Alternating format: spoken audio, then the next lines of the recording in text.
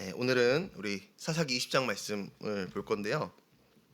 여러분 지난 시간에는 우리가 그 에브라임 산지에 살고 있던 이 레위인 이야기를 좀 살펴봤습니다. 여러분 이 레위인은 어떤 사람이었습니까? 아내가 몇 명이었죠? 네, 여러 명 있었다. 그렇죠? 그러니까 그 아내라고 하는 단어가 이샤거든요. 여러분 그 이씨가 이샤에게 이런 말 들어본 적 있으시죠? 결혼식 가면 많이 이렇게 축가로 들으시잖아요. 이씨가 이샤에게. 욕이 아닙니다. 이 남자가 여자에게. 그러니까 아내를 뜻할 때는 첫 번째는 여자가 그러니까 이샤거든요. 근데 이 첩이라는 단어는 뭐냐면요. 그 아내 다음에 아내보다 더 아래에 있는 여자를 뜻할 때 이 첩이라고 합니다. 그러니까 이 레위인에게는 여러 명의 아내가 있었다는 거예요. 쉽게 말하면. 근데 이 레위인이 유다 베들레헴에 있는 한 여자를 첩으로 맞이를 합니다. 근데 어떤 이유에서인지 모르겠지만 이 첩이 남편에게 화가 많이 났어요. 그래서 어떻게 합니까? 가출을 합니다. 가출을 해서 어디로 가요? 베들레헴에 있는 아버지의 집에 가서 무려 4달 동안 거주를 하게 돼요. 그런데 아무리 기다려도 오지 않자 이 레위인이 어떻게 하냐면 첩을 데려오려고 말 2필과 제가 봤을 때 이게 2마리를 데려가는 게 아내를 태우고 오려 했던 것 같아요. 그리고 종을 데리고 이 장인의 집을 찾아갑니다. 그리고 원래는 3일만 머물다 올 계획이었어요. 여러분 원래 그 이스라엘 나그네를 환대할 때는 3일 정도를 기본으로 환대를 하거든요. 이게 다 있더라고요. 3일 머무는 이유가. 근데 이제 장인이 만류를 해서 이틀을 더 머물다가 5일째 되는 날 밤 늦게 집에 돌아오게 된 거예요. 그런데 이 장인이 집에 있던 베들레헴에서 이 레위인이 있던 에브라임까지 가려면요. 여부스와 기브아와 라마라는 지역을 통과해야 합니다. 근데 그 당시 여부스가 예루살렘인데 아직 이스라엘이 점령하지 못했어요. 이 사사시대 극초기에 있었던 일이니까. 그러니까 아직 그 땅에는 이방인들이 살고 있었고, 그러니까 이 레위인이 그래도 내가 레위인인데 이거 참 웃기지 않습니까? 레위인인데 첩은 두면서 이방인들과 또 안일스를 하는 거예요. 그러니까 나는 저거 술은 안 마셔, 근데 담배는 펴, 약간 이런 겁니다. 그러니까 이렇게 하면서 여부스에 가지 않을 거야. 우리는 기브아로 간다고 하면서 더 갈 거다 하면서 기브아에 가서 하룻밤을 머뭅니다. 근데 하룻밤 머무는 사이에 누가 그 집을 에워싸냐면요. 기브아에 살고 있는 불량배들 그 집을 딱 에워싸 버리는 거예요. 그리고 뭐라고 이야기합니까? 우리가 그와 여기서 그는 레위인입니다. 관계하겠다. 관계는 이 성관계를 의미하는 거예요. 레위인은 남자입니까 여자입니까? 남자예요. 그러니까 이거 뭐 하겠다는 거예요? 동성 연애가 아닙니다. 동성 성폭행 하겠다고 이렇게 협박을 했다는 거죠. 근데 이 노인이 이 레위인을 지키려고 막 이런 저는 제안을 합니다. 그래도 소용이 없자 이 레위인이 결국 어떻게 합니까? 자신의 첩을 문 밖에 던져버리고 문을 걸어 잠궈버리는 거예요. 그리고 이 레위인이 뭘 합니까? 잠을 잡니다. 여러분 그 특별히 우리 남성분들은 싸우시거나 좀 문제가 있을 때 잠을 자시면 안 돼요. 그 얼마나 저도 그럴 때가 많이 있는데 얼마나 믿겠어요, 그렇죠? 예. 그럴 때 이렇게 바늘 하나 드시고요, 계속 허벅지를 찌르시면서 깨어 있는 척이라도 하셔야 됩니다. 예. 나는 이렇게 심각한데 넌 자고 있어? 약간 이렇게 되니까 또 다른 싸움이 생기잖아요. 그러니까 그렇게 잠을 잔 거예요. 근데 아침에 일어나니까 이 첩이 죽어 있었고, 첩이 밤새 그런 처참한 일을 당했고 결국 죽게 됩니다. 그리고는 그런 첩의 시체를 어떻게 하죠? 12조각을 토막내서 이스라엘 전역에 보내요. 그러면서 이 일이 알려지게 됩니다. 여러분 그런데 이런 충격적이고 엽기적인 일이 언제 일어났다고요? 이스라엘 극초기에 일어났다. 이게 중요합니다. 그러니까 이스라엘에 한참을 살던 중에 그들에게 물들어서 이런 일이 된 것이 아니라 이스라엘 땅에 들어가서 그 땅을 정복하고 산 지 얼마 지나지 않았을 때, 여러분 여호수아 같은 그런 기라성 같은 그런 목사님, 그런 사역자가 있는 그 사람이 죽은 지 10년이 좀 넘었을 때쯤, 그때쯤에 이런 일이 일어났다는 거예요. 여러분 이것 때문에 우리가 알 수 있는 게 있어요. 여러분 이스라엘 백성들이 이런 죄를 진 건요, 가나안 사람들 때문이 아닙니다. 물들었기 때문이 아니라, 환경이 이들을 이렇게 만든 게 아니라 그들 안에 있던 죄된 본성, 그동안 억눌렀던 거예요. 안 했던 거예요. 근데 그게 터졌기 때문이라는 거예요. 여러분 왜 억눌렀던 게 터져 나옵니까? 이제 내 욕심을 다 채웠거든요. 여러분 이스라엘 백성들이 가장 원했던 게 뭐죠? 가나안 입성해서 땅 받는 거예요. 40년 동안 떠돌이 생활 했으니까 이제는 정착민이 되고 싶은 거예요. 근데 그렇게 하려면 누구 눈치 봐야 돼요? 하나님 눈치 봐야 돼요. 하나님 도와주시고 힘주시고 위로해 주셔야지만 들어갈 수 있으니까 하나님 눈치를 봤어요. 그런데 그렇게 하나님 눈치를 봐서 원하는 것을 얻자 여러분 이들이 어떻게 돌변한 겁니까? 내 마음대로. 이걸 사사기에서는 어떻게 표현하죠? 자기 소견에 옳은 대로 행했다. 그냥 내 죄된 본성을 다스리거나 억제하지 않아요. 여러분 사람이 다 죄인 중에 괴수인데 그런 악한 본성이 없는 사람이 어디 있습니까? 그걸 성령의 충만함을 누르고 다스리며 살아가는 거잖아요. 근데 그것을 다스리지 않고 그냥 내가 하고 싶은 대로 행동을 하며 살았다는 거예요. 여러분 진짜 영적으로 건강한 사람이 되시려면요, 목적 중심의 신앙생활이 아니라 영적인 체질을 개선해야 됩니다. 여러분 믿으십니까? 그러니까 내가 어떠한 일이 있을 때만, 이것이 이루어질 때까지만, 내 아이가 이제 고3이라 수능을 봐야 되는데 내 딸이 좋은 대학 갈 때까지만 내가 새벽 기도를 하겠다라고 하는 어떤 그런 목적 중심의 신앙생활이 아니라, 여러분 어떻게 해야 되죠? 표대를 향하여 나아가는, 베드로전서에 보면 뭐라 써 있습니까? 허리띠를 동여매고 근심하며 깨어서 믿음으로 살아가는 그 믿음의 경주를 우리는요 계속 지속해서 해야 한다는 거예요. 여러분 어떤 일이 있을 때만 하는 신앙생활은 물론 그것도 귀하지만 하나님이 원하시는 신앙의 스타일은 아닙니다. 여러분 우리 주님의 이름이 뭐죠? 임마누엘이잖아요. 그 임마누엘이 하나님이 우리가 필요할 때만 함께 하십니까? 아니면 영원히 함께 하십니까? 영원히 함께 하시잖아요. 그러니까 하나님의 사랑의 스타일은 뭐냐면요, 영원히 함께 하는 거예요. 급할 때만 주여 주여 막 금식하고 옷 찢고 이게 아니라 평상시에도 하나님의 이름을 부르고 하나님과 동행하는, 그래서 영적인 요요 현상이 우리 가운데 없기를 하나님 원하신다는 거죠. 여러분 저는 우리 모두가 무슨 일이 있을 때도 기도하고 엎드리지만 그럴 때만 기도하는 게 아니라 주님 다시 오시는 그날까지 늘 표대를 향하여서 살아갈 수 있기를 우리 예수님의 이름으로 축원합니다. 아멘. 이처럼 이 이스라엘 전역으로 이 레위인이 자신의 첩을, 참 이것도 모순입니다. 모순. 여러분 부정한 거 만지면 안 되잖아요. 시체, 죽은 시체니까. 근데 그걸 다 토막내요. 이거 진짜 사실은 이거 할 수 있으신가요? 여러분 혹시 그 닭 잡는 거 본 적 있으세요? 저 판 봤거든요. 정말 너무 끔찍합니다, 진짜. 정말 이렇게 돼도 그 날아다니더라고요. 이게 없어도. 그래서 너무 충격적이었어요. 근데 이거는 사람이잖아요. 그리고 보통 사람입니까? 같이 지낸 세월이 있는 첩인데, 제가 봤을 때는 이 레위는 정상이 아닌 것 같아요. 그걸 잘라서 보낸다? 자른 것도 엽기적이고 그걸 또 보내려면은 이것도 막 이렇게 막 피 안 새게 막 할 거 아니에요, 포장하고. 하여튼 그렇게 했다는 거예요. 그러면서 이 베냐민을 제외한 이스라엘 각 지파가 이 문제를 어떻게 해결할지를 고민하는 게 이제 20장 전체 내용입니다. 여러분 근데 20장이요 내용이 너무 많아요. 48절까지 있습니다. 와 장난 아니죠. 그래서 제가 이거 어떻게 전할까 고민하다가 지난주와 마찬가지로 전체적인 내용을 한번 쫙 보고 우리가 핵심 메시지 좀 살펴보려고 오늘은 좀 하려고 합니다. 자, 우리 먼저 1절과 2절 말씀 같이 한번 읽어볼까요? 1절과 2절 시작. 이에 모든 이스라엘 자손이 단에서까지 길르앗 땅에서 나와서 그 회중이 일제히 미스바에서 여호와 앞에 모였으니 온 백성의 어른 곧 이스라엘 모든 지파의 어른들은 하나님의 백성의 청에 섰고 칼을 빼는 보병은 40만 명이었으며. 네, 여러분 1절을 보니까 단에서부터 브엘세바로 나오는데 이 단은 이스라엘 최북단 지역을 의미하고 브엘세바 최남단을 의미합니다. 그래서 성경을 읽다가 이 단에서 브엘세바 나오면은 이스라엘 전체를 의미한다고 보시면 돼요. 여러분 이스라엘 전체에 뭘 보냈습니까? 자신의 첩의 시체를 잘라서 보냈습니다. 그걸 받은 이 이스라엘 백성들이 충격을 받고 어디에 모였어요? 미스바라고 하는 광장에 모입니다. 그 수가 몇 명이었습니까? 베냐민 지파를 제외하고 칼을 든 자만 40만 명이 모였다는 거예요. 이걸 이제 우리가 이스라엘 총회라고 하는데 총회에 40만 명의 군사가 모이게 됩니다. 어디에 모였다고요? 미스바. 이 미스바가 어디 있는가? 자, 지도 한번 보여주시면 저기 연보라색 에브라임 보이시죠? 그 밑에 주황색 단 보이시죠? 그 오른편에 있는 게 그 베냐민 지파의 땅입니다. 노란 색깔 땅이. 거기 보면은 살짝 혹시 확대해 주시면 베냐민과 에브라임 지파 접경 사이에 뭐가 있어요? 미스바 땅이 있습니다. 이 미스바가요 기브아부터 약 5km밖에 떨어져 있지 않는 곳이에요. 그러니까 그 사건 현장의 근처에다가 사람들이 이제 모이게 되었다는 거예요. 그리고 레인을 불러서 사건에 대한 경위를 듣습니다. 우리 4절부터 6절까지 말씀 같이 한번 읽겠습니다. 시작.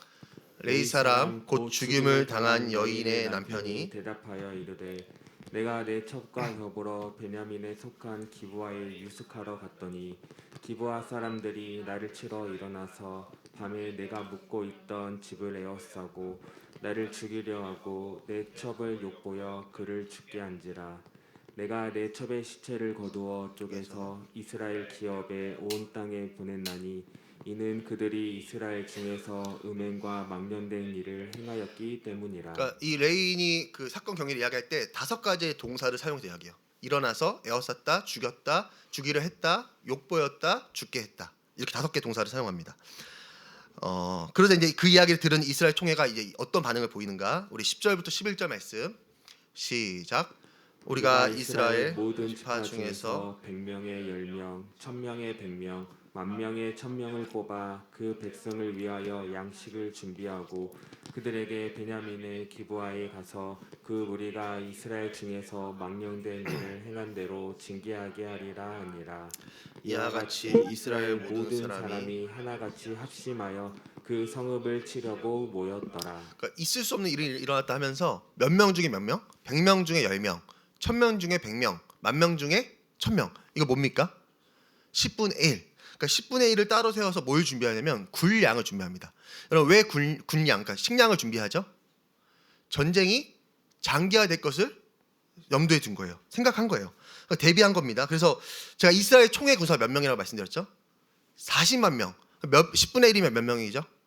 4만 명을 이 식량을 준비하는 사람은 따로 세웠다는 거예요. 그리고 베냐민 지파의 사람을 보내서 그들의 입장을 듣습니다.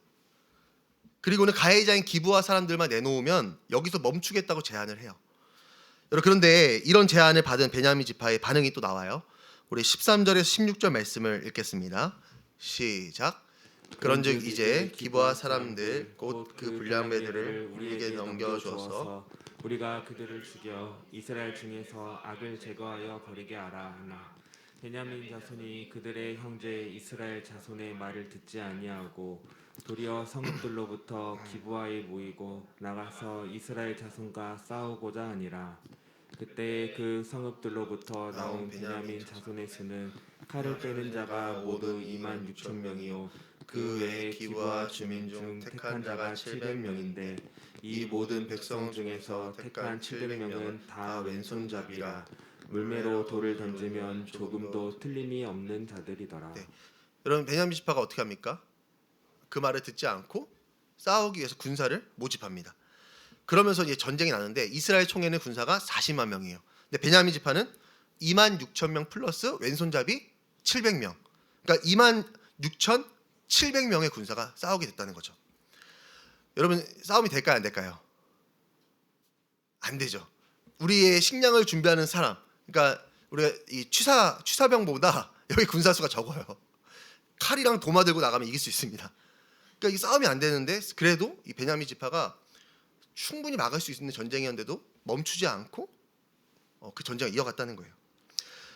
그런데 여러분 전쟁을 하기 전에 이 이스라엘 총회가요 베델로 올라가요. 그리고 하나님께 이런 질문을 하거든요. 제가 이거 쉬운 성경 버전으로 한번 읽어보겠습니다. 시작. 이스라엘 사람들은 베델 성으로 올라가 하나님께 여쭈었습니다. 우리 중에 누가 먼저 올라가서 베냐민 사람과 사람과 싸울까요? 여호와께서 대답하셨습니다. 유다가 먼저 올라. 이튿날 아침 이스라엘 사람들은 일어나 기브아를 향하여 진을 쳤습니다. 쳤습니다. 이스라엘 사람들은 베냐민 사람들과 싸우기 위해 나아갔습니다. 그들은 대형을 갖추어 베냐민 사람들과 마주섰습니다. 그때 베냐민 사람들이 기브아에서 돌격해 나왔습니다. 이스라엘 사람들은 그날 싸움에서 22,000명이 죽었습니다. 우리 앞에 말씀 한번 보여주시면 18절 말씀. 여러분 올라가서 어떻게 하나님께 여쭤봅니까? 누가 먼저 가서 베냐민과 싸울까요? 라고 질문합니다. 그래서 하나님 뭐라 말씀하시죠? 유다가 가라라고 하십니다. 그래서 유다 지파 선두 베냐민과 싸웠는데 여러분 이거 제가 이따가 자세히 말씀드리겠지만 하나님이 허락하신 게 아니에요. 허용하신 겁니다. 허용. 그러니까 이미 사실은 이따 말씀드리겠지만 질문 자체가 잘못됐어요. 네. 그러니까 그냥 하나님 저 이거 할 거예요 하니까 하나님이 하라고 하신 거예요. 근데 왜 유다라 말씀하셨냐? 여러분 이 첩이 어디 사람이죠? 유다 베들레헴 사람이었거든요. 그러니까 유다가 가라 하신 거지 하나님이 오케이 하신 게 아닌 거예요. 여러분 우리가 살면서 뭐 하나님 이렇게 할까요? 하나님이 뭔가 길을 열어주시고 허락하신 것 같다 할지라도 그게 다 하나님의 긍정적인 사인이 아닐 수도 있습니다. 여러분 어떤 음성을 기대하는 것도 참 중요하지만 제가 저번에 금요일 설교 때 말씀드렸지만 하나님이 주신 우리에게 우리의 자리와 상황과 말씀을 가지고 여러분 분별하는 것도 참 중요해요. 그러니까 이들은 지금 분별하려고 하지는 않았다는 거예요. 그래서 어쨌든 전쟁을 했는데 누가 승리하는가? 베냐민 지파가 승리하고 이스라엘 총회 군사가 22,000명이 죽습니다. 그러자 이번에는 하나님께 또 올라가서 밤새 울면서 이번엔 또 이렇게 질문해요. 자, 23절에 25절 말씀. 시작. 이스라엘 자손이 올라가 여호와 앞에서 저물도록 울며 여호와께 여쭈어 이르되 내가 다시 나아가서 내 형제 베냐민 자손과 싸우리이까 하니 여호와께서 말씀하시되 올라가서 치라 하시니라. 그 이튿날에 이스라엘 자손이 베냐민 자손을 치러 나아가매 베냐민도 그 이튿날에 기브아에서 그들을 치러 나와서 다시 이스라엘 자손 18,000명을 땅에 엎드러뜨렸으니 다 칼을 빼는 자였더라. 네, 이번에는 뭐라 질문하죠? 내가 다시 가서 내 형제 베냐민과 싸울까요? 라고 질문합니다. 근데 하나님 뭐라 하세요? 가라 하십니다. 가라. 가라고 했는데 또 누가 승리하죠? 첫 번째와 마찬가지로 이스라엘이 지고 베냐민이 승리하면서 18,000명의 군사를 죽입니다. 그러자 이번에는 이들이 어떻게 하는가? 자, 26절 말씀 한번 보여주시면 뭐 하죠? 울어요. 뭐해요? 금식해요. 뭐해요? 번제와 화목제로 하나님께 제사를 드립니다. 여러분 그러자 그리고 이번에는 좀 다른 질문을 하나님께 합니다. 우리 28절 말씀 같이 한번 읽겠습니다. 시작. 아론의 손자인 엘르아살의 아들 비느하스가 그 앞에 모시고 섰더라. 이스라엘 자손들이 여쭈기를 여쭈기를 우리가 다시 나아가 내 형제 베냐민 자손과 싸우리이까 말리이까 하니 여호와께서 이르시되 올라가라. 내일은 내가 그를 내 손에 넘겨주리라 하시는지라. 여러분 질문이 바뀐 게 보이시죠? 질문이 바뀌었어요. 이제 뭐라 물어보죠? 싸울까요? 말까요? 전에는 싸울 거예요 였어요. 사실은 질문 물음표가 아니라 느낌표. 할 거예요. 그럼 하나님 뭐 해달라는 거예요? 승인해 주세요였어요. 근데 지금은 뭘 구합니까? 뜻을 구한다는 거. 뜻. 표를 한번 보여주시면 첫 번째, 두 번째는요. 누가 가서 싸우리까? 내가 가서 다시 싸우리까? 이미 답이 있습니다. 싸운다는 걸로. 여러분 그런데 세 번째에서는 어떻게 기도하냐면요. 하나님의 뜻을 구해요. 그러니까 첫 번째, 두 번째 전쟁에서 패배하자 이들이 이제서야 하나님의 뜻을 구합니다. 여러분 때는 우리가 이렇게 기도할 때가 참 많습니다. 하나님의 뜻을 구하기보다는 이미 내가 선택하고 결정한 일에 있어서 하나님이 동의해 주시기만을 구할 때가 있어요. 근데 하나님은 속지 않으십니다. 하나님은 어떤 마음으로 어떻게 기도하는지를 다 알고 계세요. 여러분 그래서 이들이 이제 뜻을 드디어 구하자 하나님 이번에는 어떻게 하시냐면 드디어 승리에 대한 약속을 해주십니다. 그러면서 이제 이스라엘 전쟁에 승리하게 되는데 자 어떻게 승리하는가? 기브아성 주변에 10,000명을 매복시킵니다. 그리고 나머지 군사가 싸우다가 패배한 척 도망을 가요. 그리고 이제 이 베냐민 지파가 이겼네 또 이겼네 세 번째 이겼네 하면서 성을 버리고 그들을 추격해 나갑니다. 그때 매복했던 10,000명이 어떻게 해요? 기브아성을 점령해 버려요. 여러분 이거 어떤 전투랑 비슷합니까? 아이성 전투랑 비슷합니다. 그러니까 적에게 썼던 전략을 이제 형제에게 쓰는 거예요. 그리고 이제 성을 점령하고 불을 피우자 도망치던 그 이스라엘 군사들이 돌이켜서 이 기브아 사람들을 포위하면서 이 전쟁을 이 이스라엘 베냐민 지파를 몰살시키게 되었다는 거예요. 여기까지 이제 이 사사기 20장 전체의 내용입니다. 네, 노트북이 갑자기 꺼졌습니다. 이게 참 네, 이 다음부터 참 중요한 건데 네, 꺼졌습니다. 잠시 이게 지금 업데이트를 하고 있나 봐요, 또. 네, 업데이트가 진행 중입니다. 컴퓨터를 계속 켜 주세요. 이렇게 나왔는데 이제는 돌이켜서 딱 포위하고 이 이스라엘 베냐민 지파를 다 죽인 거예요. 그래서 어떻게 결과가 됐냐? 우리 그 다음 말씀 보여주시면 우리 같이 한번 읽겠습니다. 네, 천천히 읽으세요. 시작. 이날에 베냐민 사람으로서 칼을 빼는 자가 엎드러진 것이 모두 25,000명이니 다 용사였더라. 베냐민 사람 600명이 돌이켜 광야로 도망하여 림몬 바위에 이르러 거기에서 넉 달을 동안을 지냈더라. 네, 다 죽이고 몇 명만 남았더라? 600명만 남았더라. 네, 600명 남기고 전부 다 몰살시켰다는 거예요. 네, 30% 남았지만 30% 했지만 이제 그냥 하겠습니다. 네, 여러분 이게 이제 20장 전체 내용입니다. 근데 제가 사실 오늘 말씀을 딱 보면서 진짜 이해가 안 됐던 게 있어요. 물론 이스라엘 백성들이 질문하지 않고 잘못된 질문을 하면서 전쟁을 한 것도 문제가 맞죠. 근데 사실 이 전쟁은 누가 봐도 이 베냐민 기브아 사람들이 잘못해서 시작된 전쟁이잖아요. 여러분 귀책 사유가 누구에게 있습니까? 기브아 사람들에게 있어요. 그러면 질문은 잘못됐다 하더라도 전쟁에서 이겨야 되는 게 맞지 않습니까? 여러분 이스라엘 백성들이 전쟁할 때 어떤 마음으로 전쟁했을까요? 이건 명분도 확실해. 하나님 당연히 승리 주실 거고 이기게 하실 거야. 그런 마음을 갖고 전쟁을 했거든요. 여러분 근데 그 전쟁의 결과가 어떻게 됐습니까? 첫 번째, 두 번째도 패배하고 세 번째 전쟁에서만 승리를 합니다.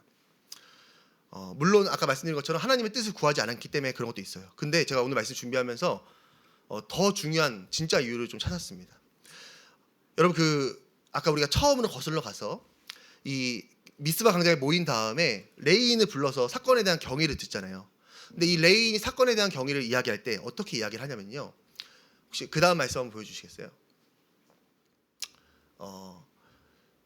여러분 보시면 자신이 한 잘못은 쏙 빼놓고 이야기를 합니다. 여러분 사실은 이 기브아 사람들이 처음에 이 레인을 죽이기 위해서 왔습니까? 아니죠. 왜 왔죠? 동성 성폭행하러 온 거잖아요. 근데 어떻게 이야기해요? 자신을 죽이러 왔다고 이야기합니다. 그러니까 사실을 왜곡해 버려요. 그리고 여러분 이 사건에 있어서 이 여인이 죽은데 직접적인 관여를 한 사람이 누구냐면 이 남편이거든요. 남편이 내보낸 거니까 자신의 잘못은 쏙 빼놓고 이야기를 합니다. 그러니까 사람들에게 뭔가 이야기를 할 때 자신의 잘못을 빼고 또 왜곡된 사실을 이야기했다는 거예요. 은연중에. 왜 그렇게 이야기했습니까? 왜냐하면 이스라엘 총회 사람들을 마음을 움직이려고. 그러니까 저들은 완전히 나쁜 놈이고 나는 완전한 피해자야. 저들은 가해자고 나는 완전한 피해자라고 그런 식으로 이야기를 했다는 거예요. 여러분 우리가 이런 걸 네 글자로 뭐라고 하냐면요. 자기 기만이라고 이야기합니다. 자기 기만. 그러니까 이 레위는요. 영적인 자기 기만에 빠져 있었던 거예요. 물론 여러분 이 기브아 사람들 잘못했죠. 잘못 안 했다는 게 아닙니다. 이 사람들은 진짜 용서받지 못할 만큼 큰 죄를 진 거 맞아요. 근데 이들도 잘못했지만 레위인도 잘못이 있어요. 근데 내 잘못은 보지 못하고 상대방의 잘못만 극대화해서 말하는 그런 영적인 자기 기만이 이 레위인에게 있었다는 거예요. 그런데 레위인에게만 있었던 것이 아니라 이스라엘 총회에도 이런 영적인 자기 기만이 여러분 있었습니다. 여러분 이스라엘 총회가 이 사건 경위를 들은 다음에 어떻게 반응하냐면요. 야 이런 악한 사람들이 있어? 이 사람들 죽여야 돼 이렇게 반응을 합니다. 여러분 그런데 제가 지난주에 말씀드렸지만 사사기 19장에 등장하는 인물들의 특징이 있죠. 뭐가 나오지 않습니까? 이름이 나오지 않습니다. 이름이 나오지 않는다는 건 무슨 뜻이냐면요. 그 당시에 대부분 사람들이 다 그렇게 살았다는 걸 의미해요. 무슨 뜻입니까? 여러분 베냐민만 아니라 이스라엘 총회도 별반 다를 거 없었다는 거예요. 50보, 100보. 거기서 거기. 근데 마치 자기네들은 엄청나게 의롭고 저들은 엄청나게 악한 것처럼 어떻게 해요? 심판자의 자리에 서서 이 베냐민 지파를 즉각 심판하려고 합니다. 네, 업데이트가 다 됐습니다. 여러분 참 이걸 보면요. 그냥 쉽게 영적인 자기 기만에 빠지는 거예요.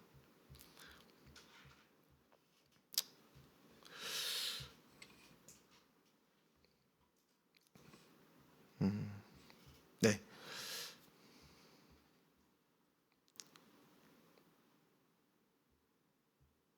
네.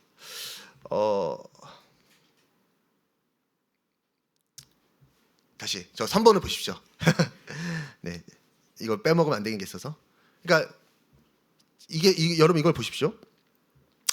그러니까 중요한 부분을 왜곡하고 자신의 잘못과 책임에 대해서는 침묵하는 게 이제 있는 거죠. 그래서 이제 3번에 보면은 나를 죽이려 했다는데 했다는 게 아닌 거예요. 그러니까 은연중에 자꾸 자신의 잘못을 감추고 남의 잘못은 부각시킵니다. 그리고 이제 총에 대한 이야기를 하면요. 그러니까 여러분 기브아 사람들의 악행을 뿌리 뽑아야 되는 게 맞아요. 나쁜 사람들 맞는데 이스라엘도 사실 똑같이 나빴거든요. 근데 이제 나는 아무런 죄가 없어요. 그냥 피해자가 된 거예요. 근데 이 기부한 사람들은 악한 사람들이 된 거예요. 그래서 이 표를 다시 한번 보여주세요. 보여주시면 여러분 이런 첫 번째, 두 번째 질문이 괜히 나온 질문이 아닙니다. 이런 질문을 했다는 건 무슨 생각을 갖고 있는 거예요? 나는 선하고 저들은 악하다는 그런 생각이 이미 이들 안에 있었다는 거예요. 여러분 물론 심판 받아야 합니다. 그러나 그들 이스라엘 총회도 잘못한 게 있어요. 근데 나는 옳고 너는 틀렸다고 하는 이 영적인 자기기만에 이들이 빠져 있었다는 거예요. 다시 말해 여러분 오늘 이스라엘 총회가 이 전쟁에 패배한 이유는 무엇입니까? 전략이나 군사력이 아니에요. 죄가 있었기 때문이에요. 무슨 죄? 영적인 자기기만. 내가 어떤 존재이고 내가 어떤 죄인지 모르는 그런 기만의 죄가 있었기 때문입니다. 그래서 여러분 다시 언제 전쟁에서 승리를 합니까? 26절 말씀 보여주시면요. 전략을 바꿨을 때 승리하는 게 아니에요. 뭐 했을 때? 울며 금식하며 번제와 화목제를 드렸을 때 전쟁에서 승리합니다. 여러분 울며 금식하며 제사를 드렸다가 뭘 의미하는 거예요? 하나님 저들만 죄인인 줄 알았는데 보니까 제가 더 큰 죄인입니다. 주여 제가 잘못했습니다. 그런 죄를 고백하고 하나님 앞에 엎드렸을 때 하나님은 비로소 그들에게 이 승리를 허락해 주셨다는 거죠. 여러분 저는 오늘 이 말씀을 보면서 참 제가 많이 생각이 났고 우리가 참 그렇지 않나 생각을 했습니다. 여러분 우리도 일상을 살다 보면은 때로는 오늘 말씀처럼 영적인 자기기만에 빠질 때가 있어요. 물론 여러분 상대방이 잘못했습니다. 나빴고 부족할 수 있어요. 내가 판단하고 내가 내린 결론이 틀린 게 아니에요. 그런데 우리가 때로는 어떤 것에 속을 때가 있냐면 그 사람의 잘못만 보다 보니까 너는 나빴고 너는 연약하고 너는 좋지 못하지만 나는 괜찮아라고 하는 그런 착각, 내 정작 내 자신의 연약함과 죄는 보지 못하는 그런 영적인 자기기만에 빠질 때가 있다는 거예요. 여러분 그런 영적인 자기기만에 빠진 사람의 특징은 두 가지 양상으로 나타납니다. 첫 번째는요, 심판자의 자리로 가요. 나는 옳고 너는 틀렸으니까 어떻게 하는 거예요? 상대방의 죄와 연약함을 지적하면서 심판자가 됩니다. 둘째, 완전한 피해자의 자리로 내려갑니다. 너 때문에 내가 이렇게 됐어. 너가 부족하고 너가 연약하고 너가 이렇게 하지 않으니까 내가 이렇게 된 거야 라고 하는 레위인과 같은 완전한 피해자의 자리로 스스로 내려갈 때가 있다는 거예요. 여러분 아까 말씀드린 것처럼 우리는 50보 100보 거기서 거기입니다. 나도 부족하고 너도 부족하고 우린 다 은혜 없이 살 수 없는 연약한 죄인이에요. 그런데 참 죄인 중에 괴수의 특징이 뭐냐면요, 나 자신에게는 한없이 관대합니다. 근데 다른 사람의 실수와 죄에 대해서는 한없이 엄격한 거예요. 그럴 때가 있다는 거죠. 여러분 그래서 마태복음에 예수님은 이런 말씀을 하십니다. 우리 7장 3절 말씀을 읽겠습니다. 시작. 어찌하여 형제의 눈 속에 있는 티는 보고 내 눈 속에 있는 들보는 깨닫지 못하느냐. 여러분 티는 먼지고요, 들보는 나무 기둥이에요. 무슨 뜻이냐면 우리 상대방에 있는 티는 뭐와 같이 여긴다? 들보와 같이 여긴다. 상대방에게 작은 실수가 있었어요. 작은 게 묻었어요. 근데 그걸 그 집의 기둥처럼 크게 여기는 거예요. 근데 내게 있는 그 큰 문제는 어떻게 여겨요? 아무것도 아니야, 먼지야. 왜 이런 거 갖고 말해? 이렇게 여긴다는 거죠. 여러분 그런데 성경은 이런 자기 기만을요 그냥 교만이라 이야기하지 않습니다. 너가 연약하고 너가 죄인이라서 그 정도 하는 것 정도로 이야기하지 않고요. 여러분 스스로 속이는 것을 뭐라고 이야기하는지 아세요? 죄라고 이야기해요. 그러니까 남을 속이는 것만이 죄가 아니에요. 나 스스로 속이는 자기 기만, 내가 어떤 상태인지를 모르는 것도 여러분 성경은 죄라고 이야기합니다. 그래서 요한일서에 보면 이런 말씀이 있어요. 우리 같이 한번 읽어볼까요? 시작. 만일 우리가 죄가 없다고 말하면 스스로 속이고 또 진리가 우리 속에 있지 아니할 것이요. 만일 우리가 죄가 없다고 말하면, 나는 멀쩡한데 너가 문제라고 말하면 그건 뭐라는 거예요? 스스로를 속이는 죄라는 거예요. 그리고 뭐라고 또 이야기합니까? 진리가 너희 안에 없는 거다 이야기합니다. 여러분 무슨 뜻이냐면요, 진리이신 예수님이 우리 안에 충만히 계시면 이런 말을 할 수 있다 없다? 없다. 내 안에 예수가 충만하면요 다른 사람에 있는 티를 들보와 같이 여길 수가 없다는 거예요.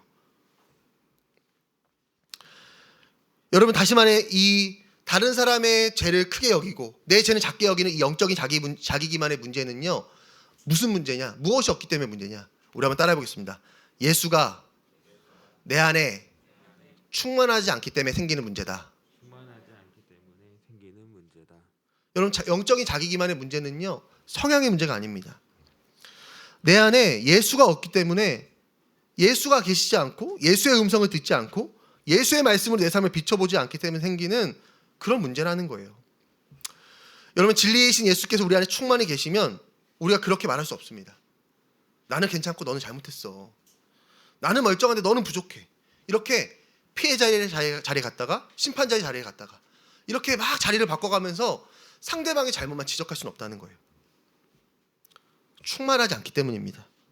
예수라는 거울이 뿌옇게 변해버리니까 나 자신을 속이는 영적인 자기 기만에 빠지게 된다는 거예요. 여러분, 우리가 영적인 자기 기만이란 죄에 빠지지 않기 위해서는 예수로 충만해야 됩니다. 예수를 바라볼 때 우리는 빛을 따라 행할 수가 있다는 거예요. 여러분, 그래서 저는 오늘 이 이스라엘에게 허락하신 이 2번의 패배가 축복이라고 생각합니다. 물론 뼈 아프죠. 진짜 뼈 아픈데 여러분, 예수님께서 지금 뭐 하시는 거예요? 속지 않으시는 거예요.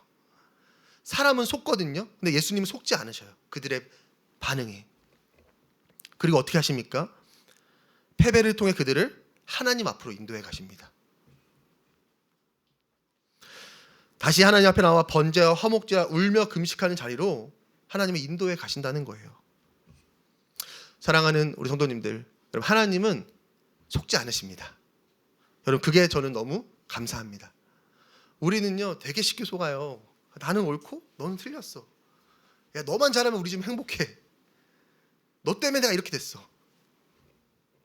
그러나 하나님은 속지 않으십니다. 그리고 우리를 진리의 길로 인도하셔서 우리의 자기 기만의 죄를 해결해 주신다는 거예요. 여러분, 지금 내가 혹시 다른 사람에게 있는 티는 들보와 같이 여기고 있고 내게 있는 들보는 티와 같이 여기고 있는 모습이 있다면 지금 우리에게 가장 예수님이 필요하다는 사인입니다.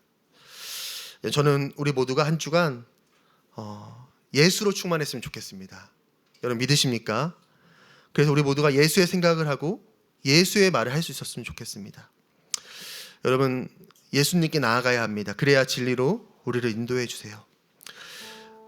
우리 모두가 한 주간 그 예수님 앞으로 나아가심으로 이러한 영적인 자기 기만이 아니라 자기 부인의 삶을 살아가는 우리 모두가 다 되실 수 있기를 우리 예수님의 이름으로 축복합니다. 아멘.